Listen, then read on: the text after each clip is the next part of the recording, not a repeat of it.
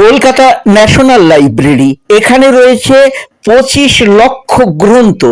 এর মধ্যে মতুয়া সম্প্রদায়ের কি কোনো গ্রন্থ রয়েছে? আসুন সেই বিষয়ে জেনে নেব চ্যানেল আনন্দে। প্রিয় দর্শক, আমরা মুখোমুখি হচ্ছে ডক্টর জগদীশ চন্দ্র হালদারের। আপনারা ইতিমধ্যেই জানেন উনি পলতার গর্ভ আমাদের অহংকার পদ্মশ্রী পুরস্কারে ভূষিত হয়েছেন রাষ্ট্রপতি কর্তৃক। এটা আমাদের দেশের মান এবং সম্মানকে আরো উজ্জ্বল করেছেন। তো আমরা জেনে নেব ইনি নীরবে কাজ করেছেন আমাদের মতুয়া সমাজের জন্য। যে কলকাতা যে ন্যাশনাল লাইব্রেরি, সেখানে আলাদাভাবেই রাখার ব্যবস্থা করেছেন শুধুমাত্র মতুয়া সম্পর্কিত গ্রন্থাবলী। আসুন সেই সম্পর্কে আমরা এবারে জেনে নেব ডাক্তার জগদীশ চন্দ্র হালদারের মুখ থেকেই। চ্যানেল আনন্দের মুখোমুখি পদ্মশ্রী পুরস্কার প্রাপক ডাক্তার জগদীশ চন্দ্র হালদার।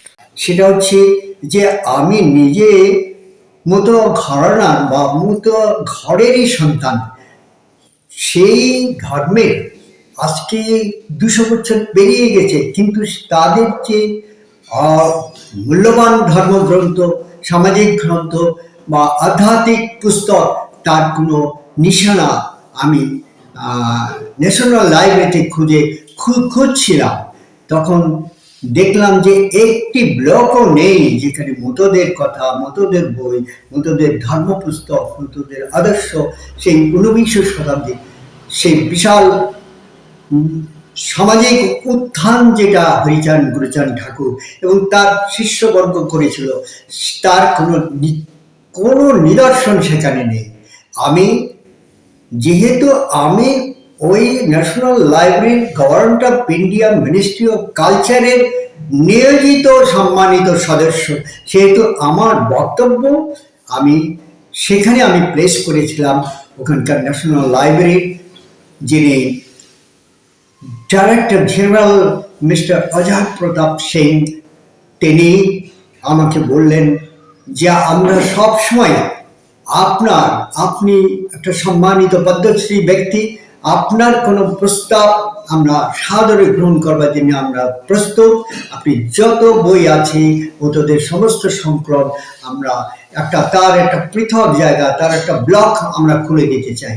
আপনি আমাদের সেই সুযোগ দিন, আমরা বরং কৃতজ্ঞ থাকবো। বরং আমাদের দুঃখ যে এটা নাই কেন, কিন্তু সে সঙ্গে আপনাদেরকে বা আপনার মতো এমন করে কেউ তো আমাদের এসে বলেনি। আমি তখন মতদের যে হরিলীলামৃত বই, সেই অমৃত বই আমি সেখানে প্লেস করে দিয়েছি। আমি সোনার মানুষ গোপাল সাধুর যেটা আচার্য মহানন্দ হালদার লিখেছেন, আমি সেই বইটাও সেখানে প্লেস করেছি। আমি প্লেস করেছি মহানন্দ হালদার যিনি মতুয়া ধর্মগ্রন্থের সমস্ত কিছু লিখেছেন, সঙ্গীত লিখেছেন, ভাবাদর্শের সমস্ত কিছু তুলে ধরছেন জগৎ সম্মুখে, যেটা হরিচাঁদ গুরুচাঁদ ঠাকুরের তার লীলাকে প্রস্ফুটিত করেছেন। আমি সেই মহামানবের উপরে বিরাট একটা মহাভারত সদৃশ্য বই লেখা হয়েছে আচার্য মহানন্দ হালদারের জীবন, তার কর্ম এবং মতো আধ্যাত্মিকতা, এর উপরে যে বই লেখা হচ্ছে 700-750 পাতার, সে বইটাও আমি প্লেস করে দিয়েছি।